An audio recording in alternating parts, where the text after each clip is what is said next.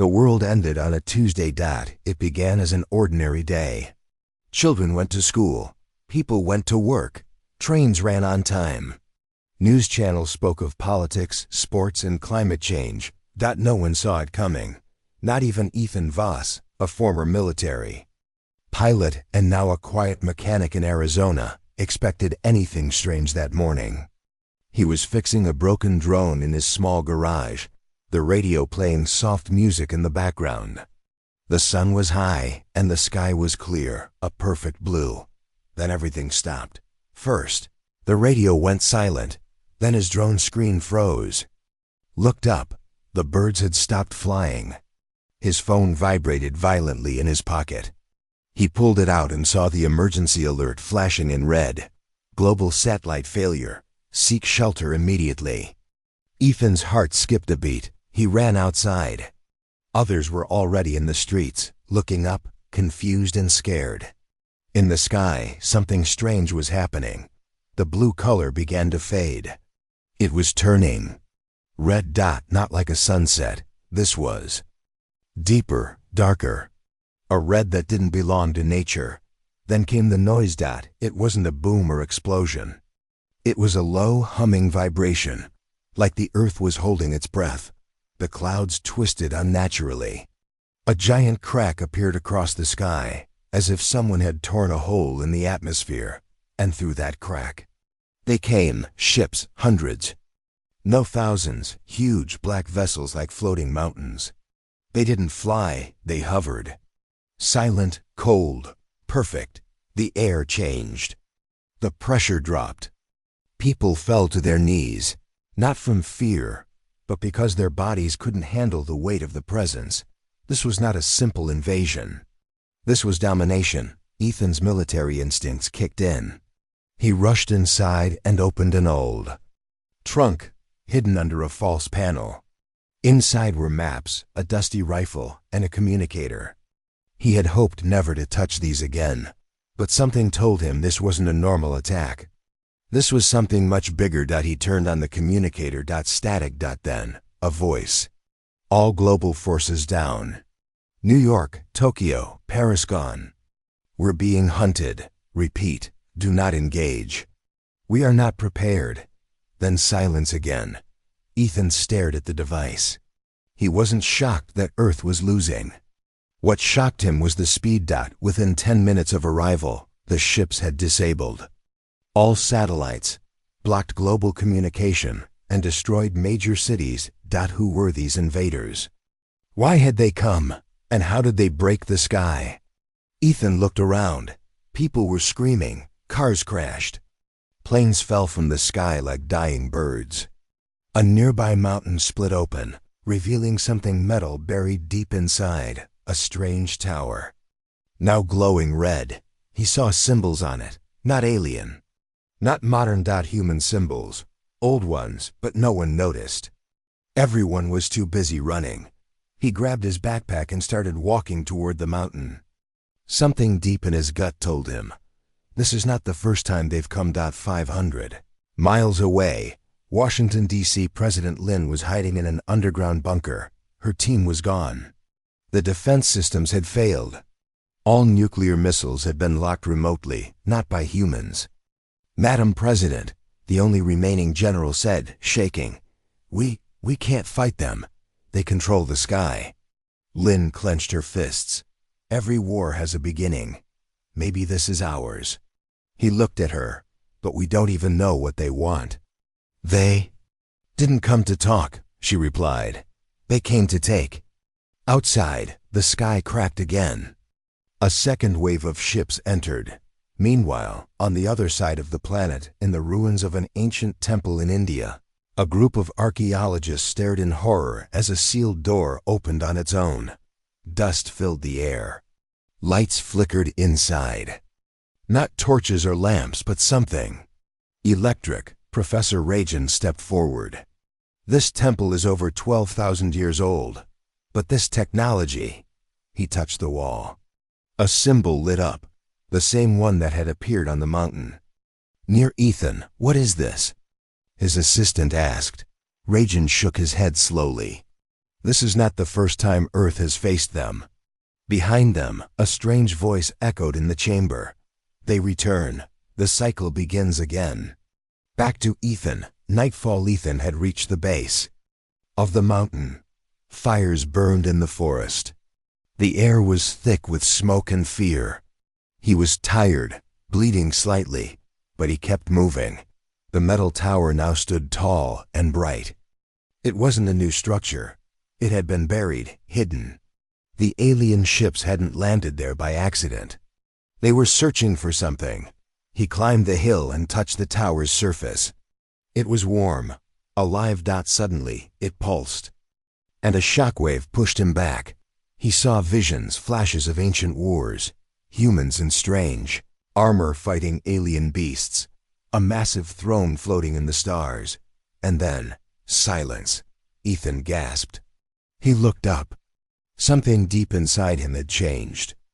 The tower had shared something with him, knowledge, memory, a warning. Then he heard a voice, calm, deep, ancient. "You are late, child of Earth." He turned, but no one was there. "What are you?" he shouted. The voice replied, "We were the first. They betrayed us. Now they return to finish the job. But you can wake the others." Suddenly, a bright beam shot from the tower into the sky, straight into the red crack. High above, one of the alien ships began to shake. Ethan stared in disbelief. The tower had hurt them. Then it stopped. The ship steadied. Others began moving toward the mountain. He had been seen. They were coming. Ethan turned and ran. In orbit, inside an alien command ship, the alien leader stood silent, watching Earth. Its name was Kyrak, commander of the Imperial Flame. It had destroyed 47 worlds before this one, but this world felt different. "Report," it said, voice like grinding stone. One of the smaller creatures stepped forward. "We've detected an ancient signal. One of the old towers has been activated." Kyrak narrowed its eyes. "That should not be possible. They are extinct." The officer shook its head. "Perhaps not all." A human touched the core.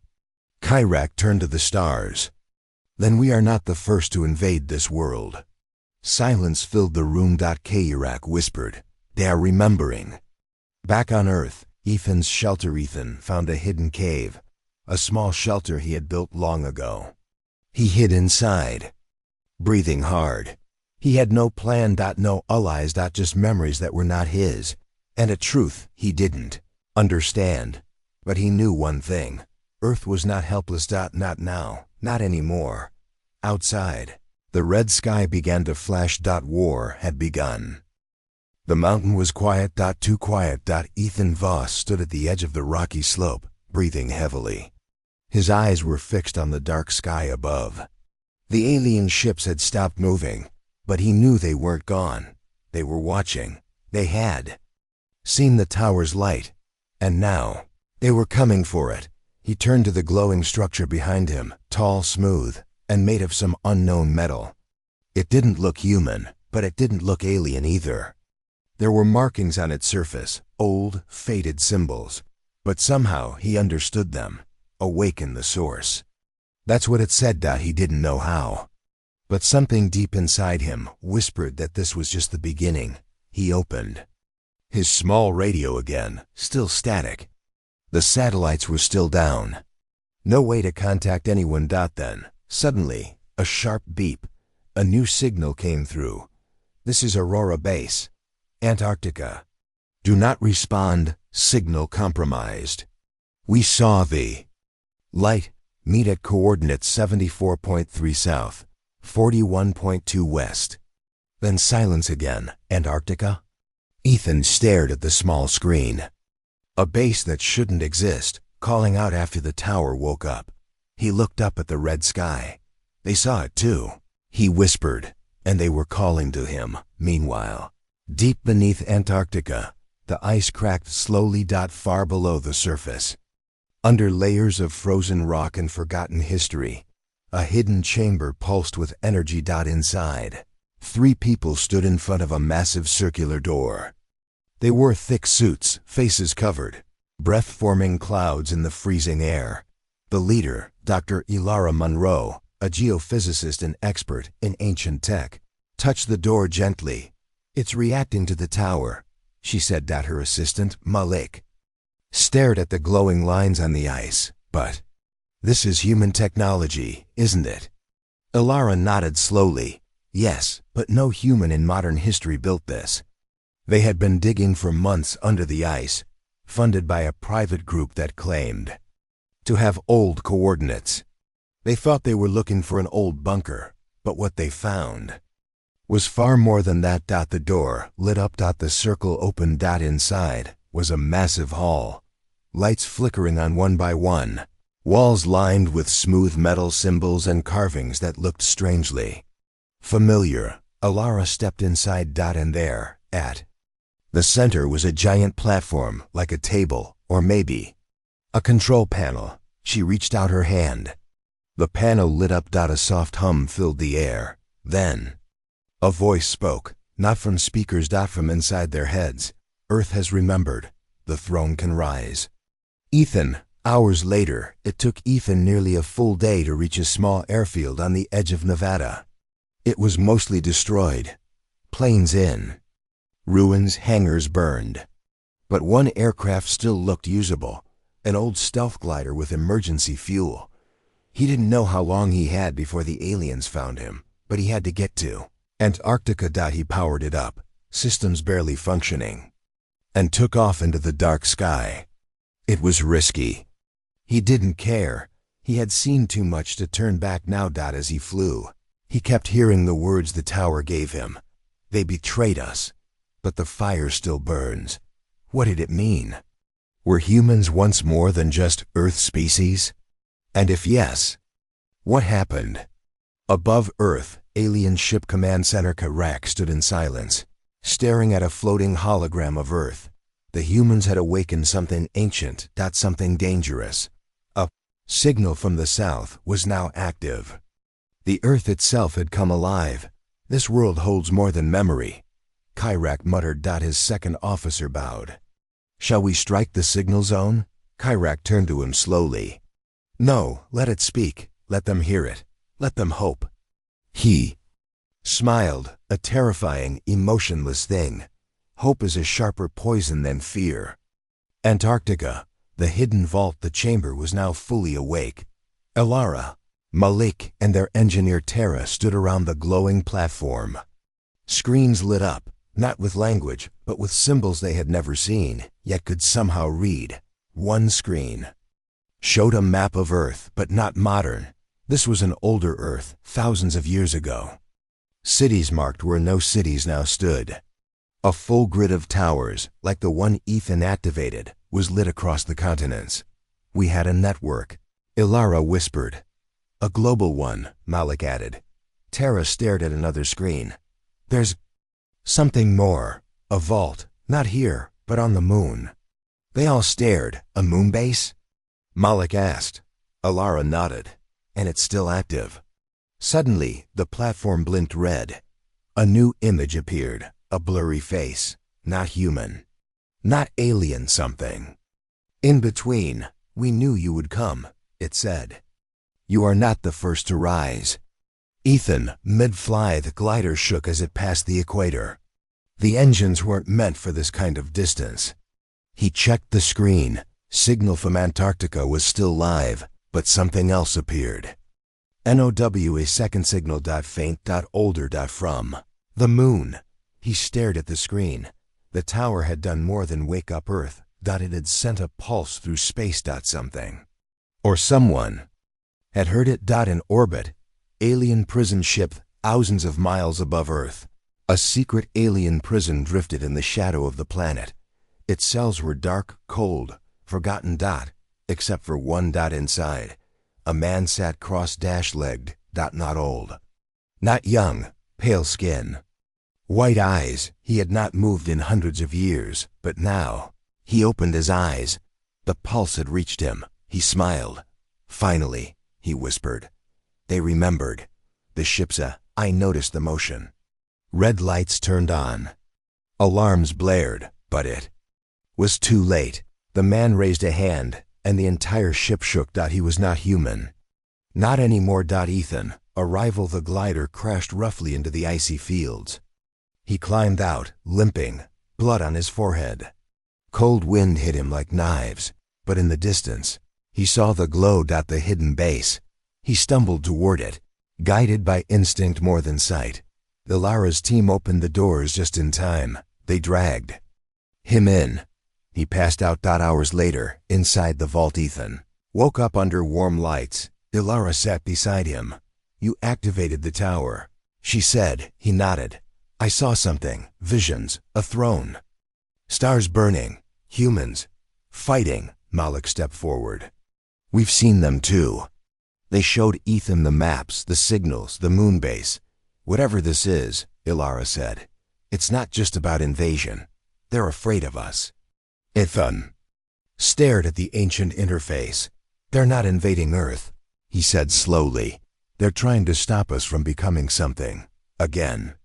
Everyone was silent. Then, a new screen lit up. Words scrolled across it, in English. "Primary source. Not found. Awakening sequence incomplete." Ilara frowned. "What's the primary source?" Ethan replied without thinking. "The throne. Alien empire, council world across the stars. In a golden city covered in towers and flame. The high council of the empire gathered. Urak's image appeared before them. "The humans have activated 2 nodes," he said. "More will follow." An old alien, wise and scarred, hissed, "Then the prophecy. It's real?" Kyrak nodded. "They remember the throne. If they reach the core," another council member whispered, "then we fall." Kyrak smiled coldly. "Not if we burn them first." Back on Earth, vault control room. The system now displayed countdowns. 1 marked the moon base. The other was underground. A deeper vault. Buried somewhere under Africa. Ethan stared at it. "Then we have to go there next," Ilara agreed. "But we need more than knowledge now." Tara stepped in, pointing to a dark chamber behind them. "There's something here, a machine. I think it's meant to protect us." They followed her. In the chamber stood a humanoid suit, 10 feet tall, made of black and silver armor, glowing at the chest. A message hovered beside it. "One pilot only." Deanna locked, awaiting command. Ethan stepped forward. The lights turned green. The suit opened. In orbit, returning prisoner. The man had broken free. He drifted in a small escape pod. "Watching Earth grow larger." He whispered. "I was the first king. Now they rise again, and I must choose, protect them, or finish what I started." His pod burned through the atmosphere, unseen. But not for long. Ending scene. Ethan stood in the vault chamber. Now inside the ancient suit, he felt power surge through his body. He was no longer just a man. He was a weapon. And outside, the alien sky crackled once more. The war had only begun. The ancient suit wrapped tightly around Ethan's body. Metal plates shifted, lights glowed. The moment he stepped inside, something deep within the armor came alive. Not just power, but memory. He wasn't just wearing a machine. He was waking up a weapon built for war. And he wasn't the first. Vault, Antarctic. Ilara, Malik and Tara stood silently as Ethan stepped off the platform in the full suit. His eyes had changed, calm, focused, like someone who had seen another world. Tara checked the interface. "The system has fully accepted him," Malik asked. "What does that mean?" Ilara answered quietly. "It means the armor remembers him." As Ethan moved through the chamber, screens lit up automatically. Ancient recordings played. Holograms of humans, dressed in shining armor, leading fleets of starships. The recordings showed battles in space. Strange worlds burning. Aliens running in fear. Malik stared at the images. "This can't be real. Humans were space warriors?" Ethan replied, voice low. "Not just warriors, kings, builders, guardians." A final screen appeared. A red blinking icon marked, "Fleet signal detected." Tara gasped. "There's more? Ships?" The screen zoomed out, showing the moon dot, then a small region blinked on. Earth, Karakum Desert, Turkmenistan. 2 fleet sites. Ilara stepped forward. Then we find the fleet. Orbit, above the Mona cold metal base, sat hidden on the dark side of the moon, buried under ash and rock. For thousands of years, it had slept. Now it stirred. Inside, long tunnels lit up one by one. Doors opened. Dust flew, and within a vast chamber, ships waited. Not like modern human ships. These were older, sleeker, black and gold, with sharp wings and curved designs. One ship at the center blinked. Its name lit up in golden script. Eclipse 1. Earth orbit alien command ship. Girak stood still, watching the moon. "Their fleet has awakened," a commander said. Girak's fingers tightened around the rail. "We burned that fleet. We buried their kings." "Sir," the commander. Sud, voice shaking. "They found a pilot." Girak's eyes narrowed. "No matter. One pilot is not a war." The alien turned to the stars. "But if their fleet rises, we must strike first." Earth, Karimkum Desert. The sandstorm raged across the flat desert, winds howling. But below the surface, something massive shook. Ethan and Ilara stood at the entrance to an ancient bunker. The signal led them here. Coordinates hidden in the Antarctica vault. The door was huge, black metal covered in dust. Symbols lined the edge, the same ones seen in the other tower. Ethan reached out. The armor on his hand lit up. The door opened. A tunnel descended into darkness. They followed. Inside, the bunker lights flickered on slowly as they moved deeper. The walls were smooth metal, like the Antarctica base, but older, more worn. Finally, they entered a circular chamber, and there, 6 massive ships stood on platforms. Their designs matched the ones seen in the moon recordings. One ship slowly powered on. Ilara stepped back. "Are we doing the right thing?" Ethan didn't answer. He stepped forward, guided by instinct. As he touched the ship's hull, a hum echoed through the chamber. The ship opened. A voice echoed in the room. "Fleet command accepted. Ethan Voss. Rank Guardian." Malik gasped. "It knows you?" Ethan's face was calm. "It remembers us all." Orbit, Moonbase the Eclipse. One ship now hovered above the lunar surface, scanning Earth. Inside the ship, systems ran automatic checks. Lights blinked. Then, a face appeared on the command screen. The same man who had escaped from the alien prison, the first king. He sat in the pilot's seat, eyes glowing white. He whispered, "I buried this fleet.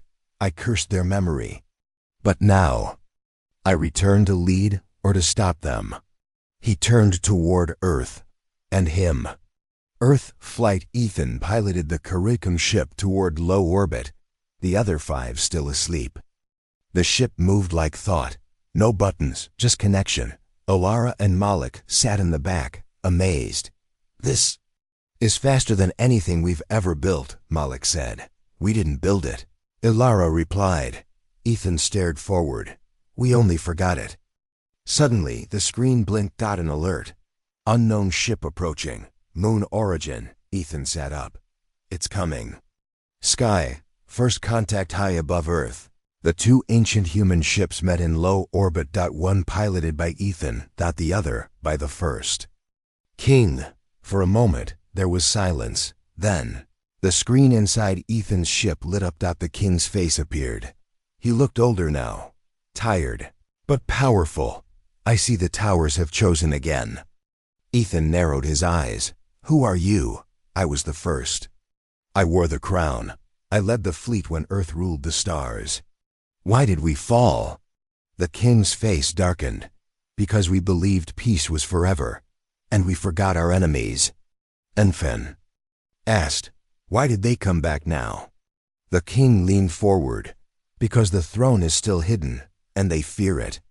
"As they should." Meanwhile, alien armada, the alien fleet, now moved toward Earth. Dozens of ships, black and red, glowing. With power. Kurak prepared the command. Target the moon, wipe the base. Destroy the memory. Moon base, Eclipse 1. The king's ship turned fast, flying back toward the moon.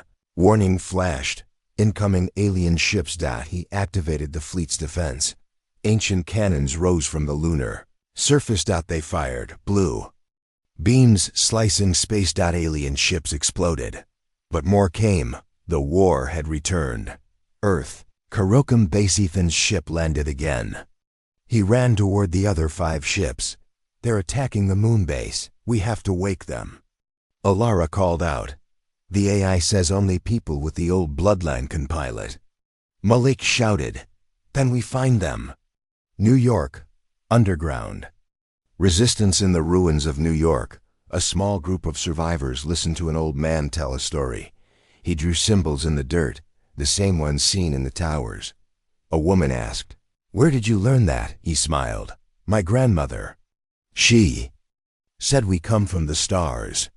The group laughed. Then the tower nearby, one hidden under the city, pulsed red. Everyone froze. The man looked up. "They're waking us." Back to Ethan. Desert fleet. One by one, new pilots arrived. People from different countries, drawn by visions, dreams, signals. The towers were calling them. And now the ships accepted them. The fleet was almost whole. Orbit. Final scene. The first king fought alone above the moon. His ship burned, shields dropping. Alien missiles closed in. But just before the impact, 5 more ships appeared. The Earth fleet had risen. Ethan led them in formation. The king smiled. So, the Guardians return. Low Earth orbit. Space war begins. Ethan's ship sliced through the cold black sky. Beside him, 5 more ancient human ships flew in formation, each one piloted by new warriors awakened by the tower's call. Ahead of them, near the moon, the alien fleet loomed like a black cloud. The first king's ship, Eclipse 1, spun through enemy fire, still holding its own, but barely. "Guardians." The king's voice echoed through comms. "You are late." Ethan replied calmly, "We're here now. Let's show them what Earth remembers." The ships moved in fast, light-speed engines flaring, weapons glowing blue. The war had begun again. Antarctica. The vault deep beneath the ice, Ilara stood before a new screen. Terra rushed in. "We found something, a deeper layer in the vault, sealed off until now." Alara followed her down the metallic corridor. At the end, a circular door waited. Symbols glowed as they approached. A voice whispered from the walls, "Only the crown may enter." Alara paused. "The crown? But we don't have." Suddenly, the door opened on its own. Inside, a throne stood in the center, black and silver, hovering above the ground. But it was empty. And around it, 6 crystal-like pods floated, pulsing slowly with light. Terra whispered, "What is this place?" Ilara stared at the throne. "The heart of it all," she said. Orbit. Dogfight. Ethan turned sharply, dodging an alien plasma shot. His wingmate, Zara, a pilot from Cairo, fired back, blasting an enemy ship to pieces. The sky was chaos. But the ancient human ships were built for this. Faster, smarter. Alive. Zara single quotes S voice crackled. "We're outnumbered." Ethan replied, "We're not outpowered." Suddenly, Eclipse 1 joined the formation. The first king's voice was calm. "Form the circle. Protocol solar shield." Ethan frowned. "What is that?" "Trust me." The 6 ships flew into a ring shape. Energy connected between them, forming a giant glowing sphere. The alien blasts hit it and bounced off. Ethan smiled. "Okay, I trust you." Antarctica. Throne room. Terra scanned the pods around the throne. "These look like stasis chambers." Alara nodded. Each one marked with a title. She read the symbols. The crown, the flame, the voice, the blade, the shield, the eye, all were empty. But behind the throne, one symbol was different. A circle made of stars. Glowing white, Elara reached out. The screen behind the throne lit up, showing a map. Tira gasped. "That's not Earth." Elara stared. "No," she whispered. "That's not even our solar system." Alien council ship, Deep Space Gyrak, stood before the High Lords. His voice was cold. "They found the vault." One elder hissed. "Then the throne rises again." "They must not reach the core," another said. "They must not remember what they once were." Gyrak turned. "I will bring fire to Earth. I will destroy the throne." He left the chamber, rage in his steps. He wasn't just following orders now, he was afraid. Counter-Striketh, alien ships regrouped and unleashed a focused beam at the moon base. The shields cracked. Inside Eclipse 1, the First Kings. Screen turned red. "Moonbase compromised. We must return." Ethan called in. "We'll cover you." The First King paused. Then, for the first time, he smiled. "You're ready." He turned, flying toward the moon. Ethan and the others dove into the heart of the enemy fleet, blasting ships with precision. For every one of theirs, 3 aliens fell, but they kept coming. Zara shouted, "We need reinforcements." Suddenly, a voice crackled in their heads. "Not through comes, through memory. The eye sees, the flame burns, the shield awakens." A ripple spread across Earth. All over the world, towers react, from the jungles of Brazil to the mountains of Nepal. Towers hidden for centuries lit up. People fell to their knees, clutching their heads. Not in pain, in recognition. Visions filled their minds, of stars. Battles, THRONE, as memories not their own, or maybe. They were Africa, hidden core site, in the heart of the Sahara Desert. A sandstorm blew across a giant stone ruin. The ground shook. A circle of towers rose from the earth. And in the center, a new vault door opened. Inside, the core was waiting. Antarctica. Throne activation. Ayla stood before the glowing throne. One of the pods had opened. Terra stared. "Someone was here," Elara whispered. "No, someone is back." The throne began to spin slowly. Symbols around it formed words. "When 6 return, the crown will rise. When the crown sits, the war ends, or begins again." Terra asked, "So, the throne is not just a seat?" Elara shook her head. "It's a weapon, or a choice." Suddenly, Ethan's face appeared on the screen. "Moonbase damaged. We're losing ground." Elara shouted, "You have to get to the core, in Africa." "It's the last key," Ethan nodded. "We're on our way." The First King, alone on the moon, his ship burned. Systems offline. But he reached the moonbase center. There, he found a hidden room. Inside, 6 statues, human, tall, glowing eyes. Each held a weapon. In the center, a mirror-like screen showed Earth.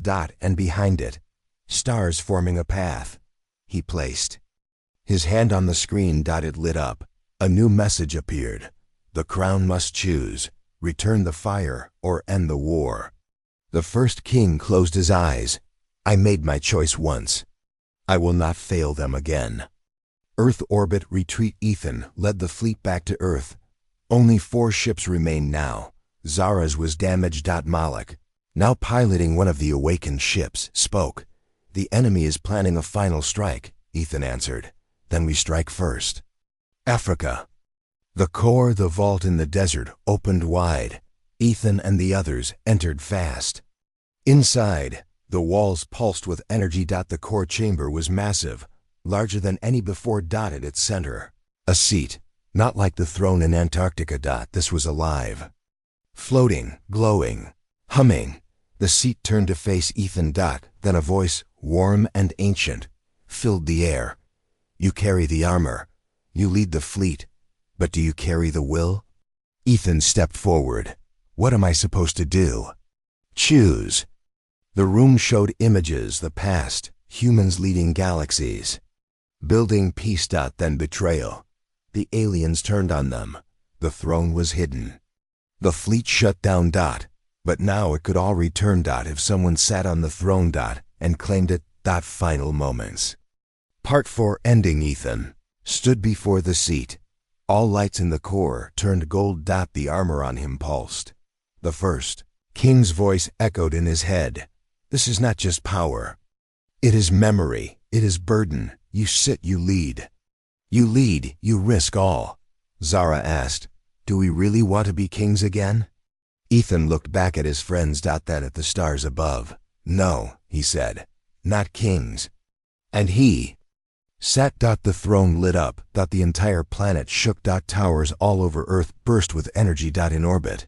Alien ships paused. Their systems jammed. The voice of the throne roared across space. Earth has returned. Africa, the core throne room. The air around Ethan trembled. The moment he sat on the throne, the world changed. A wave of golden light shot across the sky, touching towers, ships, and old satellites. The Earth was awake now, but Ethan's mind was somewhere else. Inside the throne, he was falling, not physically, but through time. Visions flashed before him. Cities in the sky, humans flying between stars, alien armies kneeling in defeat. Then fire, betrayal, collapse, and one face appeared, clearly standing above a burning city, wearing the armor of Earth's highest command. A man who looked just like the first king. Orbit Eclipse 1. The first king stood at the window of his ship, watching the Earth glow. He closed his eyes. The memory still haunted him. Ilara's voice came through the channel. Ethan activated the core. The king didn't. Smile. It's not over. Not yet. Ilara asked, you knew this would happen? I hoped it wouldn't, he replied. She paused. Who were you before? The king looked out into space. I was the one who let it all burn. Flashback. 20,000 years ago, the ancient human empire ruled over 10 galaxies. Peace lasted for centuries. Earth's throne was respected across the stars, but not everyone agreed with peace. One general, Railvos, believed Earth had become weak. We must strike first, he warned the council, or be destroyed later. The council refused. So Rail made a choice. He opened the gates to an old enemy, the very species Earth had once defeated. The aliens came in, not as invaders, but as allies. Rail gave them access. Technology, maps, secrets. And when they were ready, they turned. That betrayal destroyed the empire. And Rail disappeared. Present day. Africa core. Ethan stood up from the throne, shaking. He had seen it all. He turned to Zara and Malik, who had followed him in. There was a traitor, Ethan said. Someone from Earth. Someone from my bloodline. Malik frowned. You mean? My name is Ethan Voss, he said quietly. And the man who betrayed Earth was Railvos, Zara gasped. The first king? Ethan nodded. He's not just a leader. He's the one who started the war. Moonbase, Eclipse 1. The king walked into the command chamber. The lights were dim. His armor was cracked. He looked at his reflection. The face of a man who once ruled everything. A face he no longer recognized. He whispered to himself, You thought it was the only way. His eyes hardened, but it was a mistake. A voice behind him spoke, cold, familiar. Some mistakes can't be forgiven. He turned. A figure stepped from the shadows. Tall, wearing armor unlike any human or alien. Fusion of both. KY single quotes rack. Africa. Emergency signal. The screen in the core blinked red. Terra called in from Antarctica. Alien forces moving toward Earth.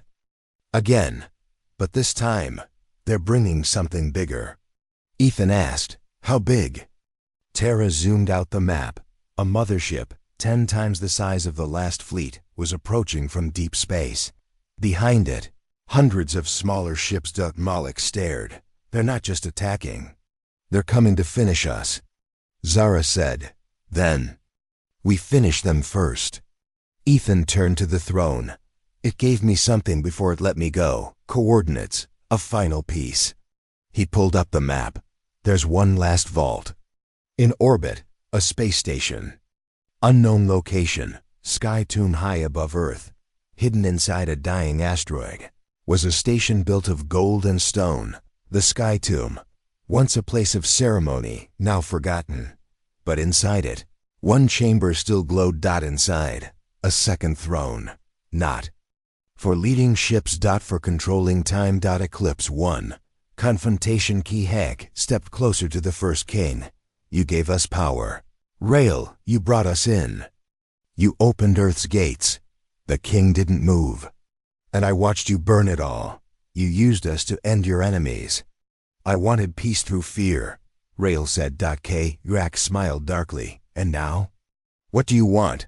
Rail clenched his fist. To fix it. Kyrak raised a blade. Too late. The two clashed. Old power against new evolution. Sparks flew as metal met alien tech. The ship shook. Alarms blared. Earth, space launch. Ethan and the remaining pilots took off in their ships. Destination. Sky Tomb. They flew past the upper atmosphere. Past old satellites and moon dust. The Sky Tomb shimmered in the light, half buried in shadow. Looks abandoned, Zara said. Or protected, Ethan replied. They entered slowly. Inside they found it. A second throne. Black crystal. Floating in zero gravity. It didn't speak like the last one. It sang. Sky Tomb. Memory archive. As Ethan touched it, the air rippled. The room filled with floating memories. But this time, not just the past, the future. He saw Earth on fire. Aliens. Marching through broken cities. The throne. In alien hands. Zara asked, "Can we stop it?" Ethan looked at the images. One future showed peace, but only if the throne was never claimed. Another showed victory, but at a great cost. Ethan whispered, "We must choose the right future." Orbit. Eclipse 1. Battle ends. Rail stood, wounded but alive. Kyrak escaped, vanishing into space. But he had said enough. Now, the truth would spread. The first king, the greatest leader, had also been Earth's greatest mistake. Rail called. "Ethan, we need to talk." Sky Tomb. The truth. Ethan stared at Rail's face on the screen. "You're Rail Voss." Rail nodded. "I was once. I believed the only way to protect Earth was to strike first. I let fear guide me. You betrayed Earth." "I did." Rail's eyes were honest. "And I've spent thousands of years trying to stop what I started." Ethan didn't answer. Finally he said, "The throne showed me two futures. One where we win, one where we disappear forever." Rail said, "Then you know what must be done." Ethan asked, "But what if I choose wrong?" Rail answered quietly, "Then make sure you're the one choosing. Not the enemy, not the past." Final preparation. Earth rises back on Earth. The towers glowed brighter than ever. More people awakened. More ships lifted from the hidden bases. Now, 20 ancient ships stood ready. The fleet was reborn, and above them, Ethan's voice echoed. "This is not just our fight. This is our return. We are not Earth alone. We are the stars. And we are taking back our throne." Final scene. Kyrak's reveal inside the mothership. Kyrak stood before a vault. A black sphere hovered in the center. One of his soldiers asked, "Should we use it now?" Kyrak nodded. "The humans rise. Let's remind them why they fell." He opened the sphere. Inside, a device shaped like a heart, pulsing red. The soldier whispered, "That's not alien tech." Kyrak smiled. "No, it's theirs. It was Earth's weapon once. Now it ends them." Above Earth, 1 week later, the sky was no longer peaceful. Alien ships floated like dark clouds. Earth's ancient fleet stood ready below, shining, prepared, reborn.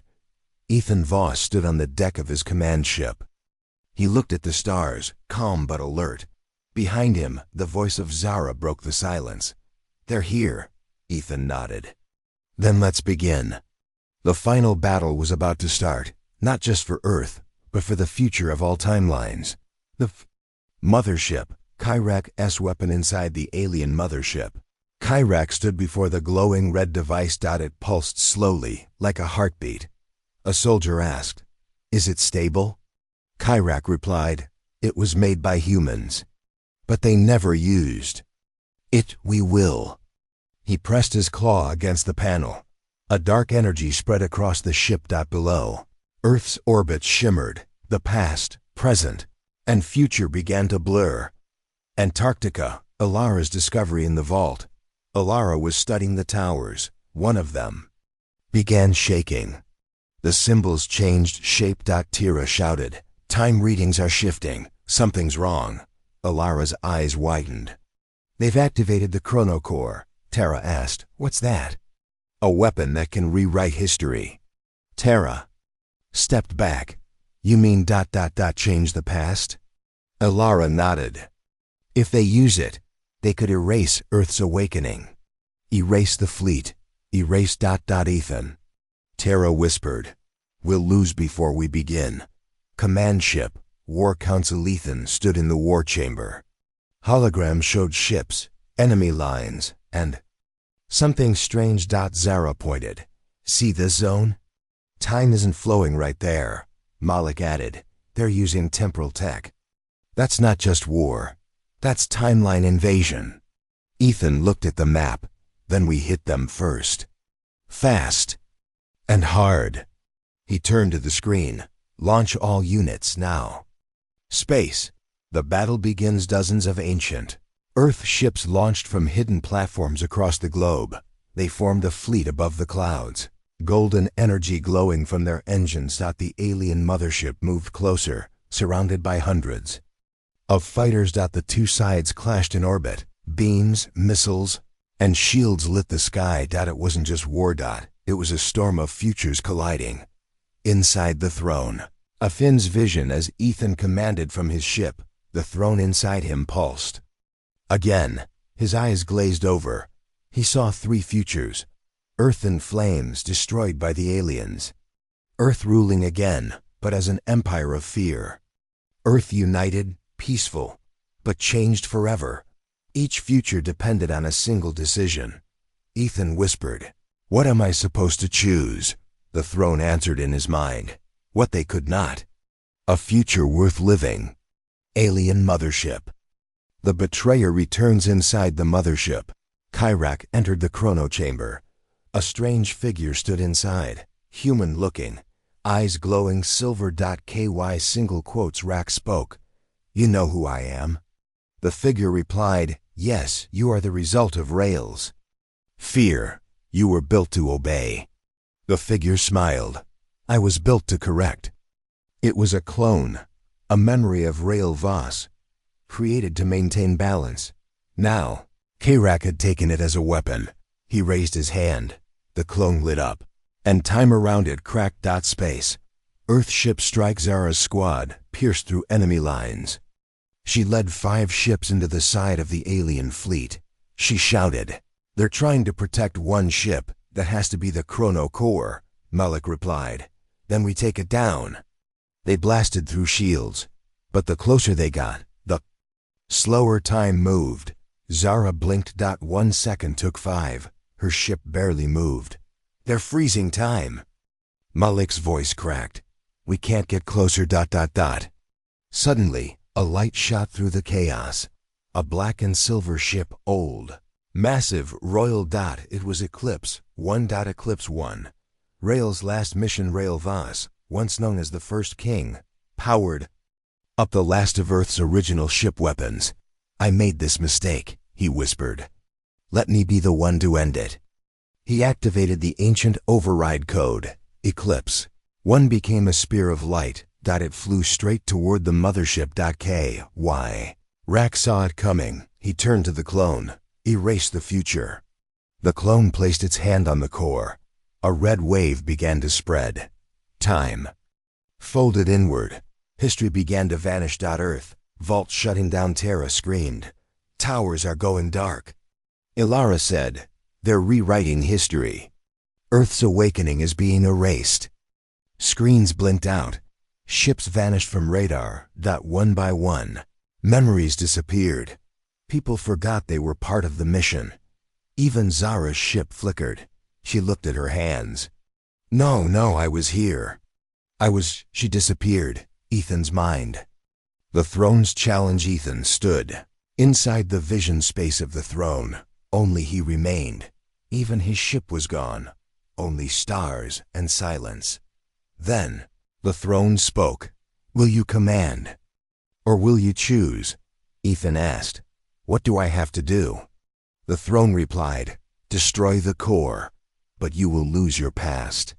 Your name, your bloodline. You will save Earth, but you will be forgotten. Ethan looked down. He saw Rail, charging.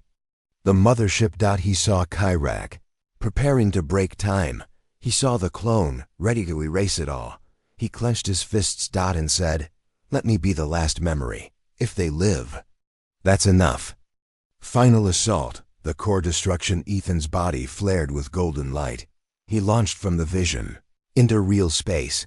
Time bent. He appeared inside the mothership. KY single quotes rack turned. Stunned. You? Ethan didn't answer. He sprinted to the core. The clone stepped forward. You'll destroy yourself. Ethan whispered, so be it. He raised his hand. The throne's light flowed through him. And he touched the core. Boom. Everywhere. Reset. A massive golden shockwave spread across space. Time snapped back. Ships reappeared. Zara gasped in her seat. We're back. Terra shouted. Vaults restored. Ilara smiled. He did it. Kyrak screamed as his ship shattered. Rail, inside Eclipse 1, watched as Ethan's image faded. I'm sorry, Rail said. But thank you. Earth. 1 day later, the sky was peaceful again. People across the planet looked up, knowing something had changed. Even if they didn't remember what. Ethan Vos was gone. Only a golden star remained where the mothership had once been. Antarctica. The throne room. Ilara entered the chamber. The stasis pods lit up again. Each one glowed. All 6 were now filled. Guardians chosen from across the world. But the throne was empty. Until the day it was needed again. Final scene. A new voice deep in the core. A message played on loop. A hologram of Ethan appeared. He smiled. If you're seeing this, then Earth still stands. Don't repeat our mistakes. Don't lead by fear. Remember, the throne is not power, it's sacrifice. The screen faded, only the words remained. Guard well. Guard always. 1 month after the war, the world was quiet. Cities were rebuilding. People went back to work. Children laughed again. The skies above Earth were clear, but something felt different. Though no one remembered the war exactly, everyone felt like they had survived something important. All around the world, strange things were happening. Lights appeared in the sky. Voices whispered from underground chambers. And across oceans, 6 people shared the same dream, a golden throne. A missing name and a voice saying, guard well. Guard always. Antarctica. Guardian Council Lara stood in the center of the vault. Around her were the 6 guardians chosen by the throne. Each of them had once touched the ancient system. Now they felt its call growing stronger. Zara, the fighter pilot, spoke first. It's like something is missing. Like we were part of something bigger. Terra nodded. I can't stop hearing the same phrase. We went for their throne. Malik, now a commander, frowned. The world is changing. Look. He pressed a button. A hologram map appeared, showing 6 new signal points glowing around the world. Each one marked a different ancient city. Beijing, Cairo, New Delhi, Lima, Rome, Nairobi. Zara said, those weren't there before. Ilara replied, they were always there. But now they're waking up. Space, echoes of the past high above Earth. Deep space stations long thought to be destroyed, flickered back to life. One station, called Argon 6, sent out an automatic message. This is Station Argon 6, command link restored. Awaiting throne directive. The message repeated in a dozen languages. Someone, or something, had turned the systems back on Africa. A shadow returns. Rael Voss, the first king, walked alone in the ruins of an old launch site. His armor was cracked, his hair gray. He looked at a broken screen showing old news, footage of the final battle. There was no trace of Ethan Voss, not a name, not a picture, just the golden star in the sky. Rael clenched his fists. He gave everything, and they don't even remember. Suddenly, a voice spoke from the shadows. No. But we do. Rael turned. A tall woman stepped forward, half human, half tech. Her eyes glowed. She said, "You left the door open." The galaxy saw it. Rael's eyes widened. "You're not from Earth," she smiled coldly. "No, but we are coming." New Delhi, one of the 6 sites. Stara arrived at the temple with Zara. The structure looked ancient, but its walls hummed with energy. Symbols glowed as they stepped closer. Inside, they found a black mirror standing tall. Zara touched it. Her body trembled. Visions flashed in her mind. Ships made of crystal cities floating in clouds. Earth with 2 moons. Zara pulled her hand back. This isn't Earth's past." Tara whispered. "Then it must be Earth's future." Beijing, the signal Malik arrived at another site, a hidden underground chamber beneath the city. The system powered on as he entered. A voice spoke from the wall. "Identity mismatch. Voss lineage required." He stepped back. Voss? The name echoed in his mind. That name had disappeared from every database. Malik whispered, "Who was Voss?" The wall replied, "Voss was throne-bearer. Voss was the spark." Rome, the gathering storming the ruins of Rome's forgotten vault. Something was waiting. The clone of Rael Voss, once used as a tool by Kayrak, now stood alone. But this clone had broken free from control. Now it was learning, adapting, changing. It watched Earth's people moving on. It whispered to itself, "You erased your savior. You don't deserve peace."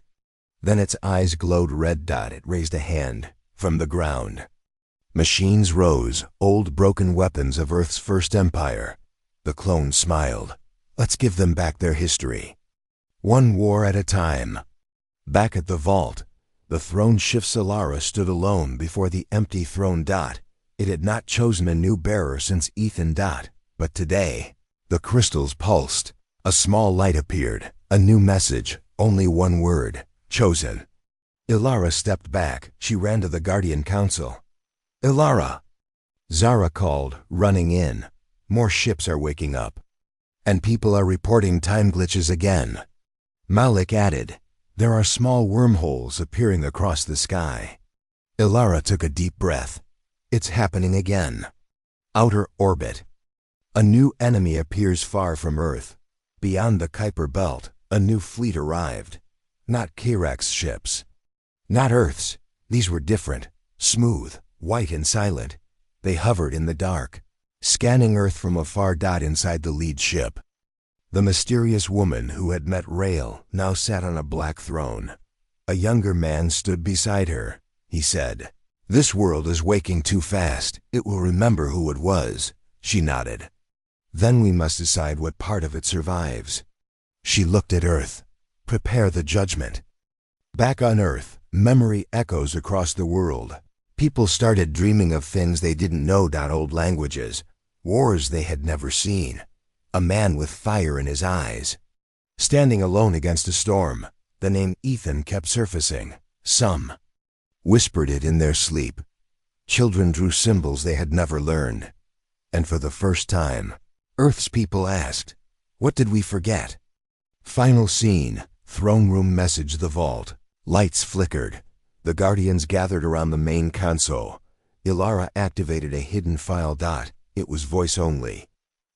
Distorted, but clear, to whoever finds this. "I was Ethan Voss. I gave my life for Earth, but I am not gone." The message paused. Then, "I live in the throne now, in the systems, in the stars, and I will return when Earth needs me again." Zara looked at the others. She said, "So, what now?" Malik answered, looking. "At the star above, we build the new empire." Earth, the calm before the storm, the new empire was growing. Cities rose on ancient foundations. New fleets launched into orbit. People dreamed of unity, peace, power. But beneath the calm, shadows stirred. Ilara stood on the vault's highest balcony, watching the glowing 6 cities. She whispered, "The past and future are about to collide again." Zara joined her. "They say Ethan's spirit still lives in the throne." Ilara nodded. "Then maybe he will guide us." Outer space, the rising threat, the White Fleet, hovered beyond the Kuiper Belt. Silent and watching, the woman in black armor stood by the command window, eyes cold. "We have waited too long," she said. Her companion replied, "Earth is awakening. The clones' forces are mobilizing. Soon, the war will begin again." She turned. "Then it's time to remember why we came." Rome, the clones' army. The clone of Rael Vos stood among his new army, machines and soldiers born from forgotten wars. His eyes glowed red. He raised his hand. Earth rejected its past hero. They erased his name. Now they will remember me. His army roared as they marched out. Antarctica, the throne's call inside the vault. The throne pulsed brightly. Ilara, Zara, Malik, Terra, and the others gathered. A new energy filled the room. Suddenly, a voice echoed, "I am here." Everyone froze. The voice continued, "I am Ethan Vos. I am memory. I am hope. I am the throne." Space, Ethan returns. Ethan's form appeared, golden and bright, inside the command ship. He looked at Zara and said, "The clones' army will destroy what we built. We must stop them." Zara asked, "How?" Ethan smiled, "Together. The throne's power flows through all of you." Battle begins, 6 fronts across Earth. The clones' forces attacked. Ancient cities became battlefields. Zara led the air fleets. Malik commanded the ground forces. Ilara coordinated from the vault. Terra used the towers to disrupt enemy time weapons. The final clash. Rome, the greatest battle was in Rome. The clone faced Ethan's spirit. "Why do you fight for them?" The clone sneered. Ethan replied, "Because hope is stronger than fear." The clone raised his hand, sending waves of dark energy. Ethan raised the throne's light, shielding the defenders. Sacrifice and victory. The battle raged. Many fell. Zara's ship was hit. She fell but was caught by Malik. Ilara's voice echoed in the towers. Ethan pushed the clone back, but his energy was fading. He whispered, "The throne is yours now." With a final burst, Ethan released all his power. The clone was destroyed. Aftermath, a new dawn. Earth was silent. The empire stood. People remembered the sacrifice. The 6 cities glowed with new light. Ilara looked at the throne. "We guard it." Now Zara smiled. The memory never dies. Final scene, Ethan's legacy in the stars. Ethan's light shone. A voice whispered, "Guard well. Guard always." The story ended, but the future was just beginning.